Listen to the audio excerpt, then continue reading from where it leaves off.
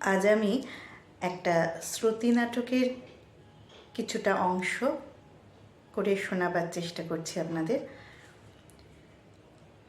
শ্রুতি নাটকটির নাম কয়েকটি কাল্পনিক সংলাপ। লিখেছেন শ্রী মৈনাক সেনগুপ্ত। দুটো চরিত্র আছে নাটকটিতে। নাটকটির চরিত্র দুটির নাম মাছ এবং গাছ।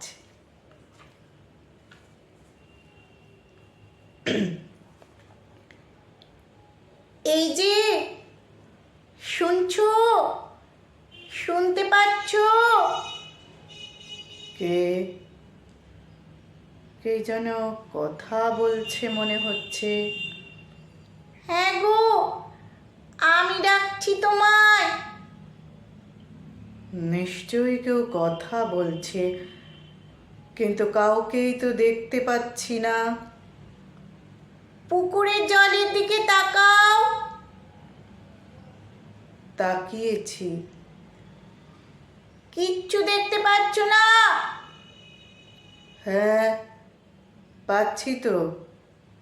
সূর্যের রাঙা আলো কিরকম মেঘের ছায়ার সাথে লুকোচুরি খেলছে। আর ওই পারের শিমুল গাছের ছায়াটা যেন ঝাঁপিয়ে পড়েছে জলের ওপর।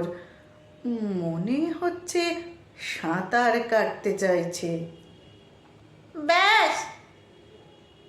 না না, ওই তো একটা মাছ রাঙা কেমন জল ছুঁয়ে বেরিয়ে গেল। তুমি তো খালি দূরে দূরেই দেখছো, এইখানটিতে দেখো না তোমার পায়ের কাছে।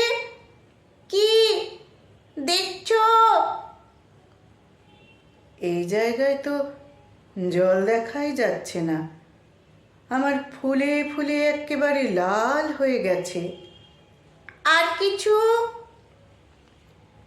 একটা ছোট্ট রূপোলি মাছ, তার গায়ে সিঁদুরে আলো পড়ে কেমন পিছলে যাচ্ছে।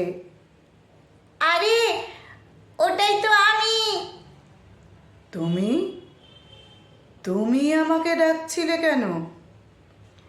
রোজই ভাবি তোমায় ডাকি, আলাপ করি, তারপর আর সাহসী কুলোয় না। কেন? আমি কি খুব ভয়ঙ্কর দেখতে? না না, তা কেন হবে?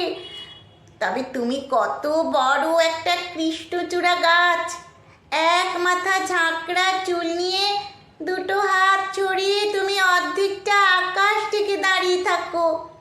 ঝড় বৃষ্টিকে একটু ভয় পাও না। তুমি কত বিশাল আর কি গম্ভীর, তোমাকে ভয় পাবো না? তাহলে আজ যে বড় সাহস করে আমায় ডাকলে? কে জানে, আজ বিকেলের মিষ্টি নরম আলোয় তোমাকেও ভারী সুন্দর লাগছিল। মনে হলো আজকের দিনে তুমি রাগ করতেই পারো না। তা না হয় বুঝলাম, কিন্তু তুমি সুন্দরী তরুণী, আমার মতো একটা মাঝবয়সীর সঙ্গে আলাপ করে কি করবে? কেন, তোমার কাছে বাইরের পৃথিবীর গল্প শুনবো। আমার কাছে? আজ কত বছর ধরে যে আমি এই এক জায়গায় দাঁড়িয়ে আছি তার কোনো ইয়ত্তা নেই। আমার পৃথিবী তো এইটুকুই।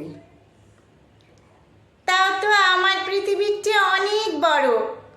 তুমি সারাদিন ধরে আকাশে রং পাল্টানো দেখছো, দেখছো মেঘেদের ভেসে যাওয়া, পূর্ণিমা রাতের জ্যোৎস্না, রামধনু সাতটা রং তোমার আকাশকে রঙিন করে দিচ্ছে।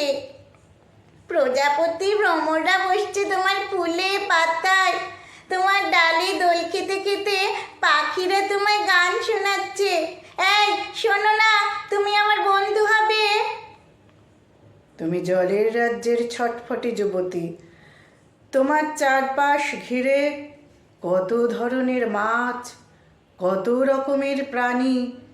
এসব ছেড়ে আমার মতো একটা চলৎ শক্তিহীন গাছের সঙ্গে বন্ধুত্ব করতে ভালো লাগবে? ছাড়ো তো ওদের কথা, ওরা ভাবতেই পারে না একটুকু পুকুরটার বাইরেও একটা মস্ত পৃথিবী আছে। ওদের সঙ্গে বেশিক্ষণ কথা বললে আমি হাঁপিয়ে উঠি। আমার খুব ইচ্ছে করে আমি পাখির মতো দু ডানায় ভর দিয়ে আকাশের বুকে শরীরটাকে ভাসিয়ে দিই, দু চোখ দিয়ে চেটে পুটে নিই সমস্ত পৃথিবীটাকে। এই শোনো না, তুমি না আমাকে ওই জমির ওপরের দুনিয়াটার গল্প শোনাবে, আর আমি তোমাকে বলবো গভীর জলের কথা। হাওয়া যখন তোমার পাতায় বিলি কেটে ঝিরঝিরিয়ে গান গাইবে, আমি সেই ছন্দে ছন্দে তোমায় নাচ দেখাবো। তাহলে আজ থেকে আমরা বন্ধু, কেমন? রাজি তো? তোমার মতো মিষ্টি মেয়ের মুখের ওপর আমি না বলবো?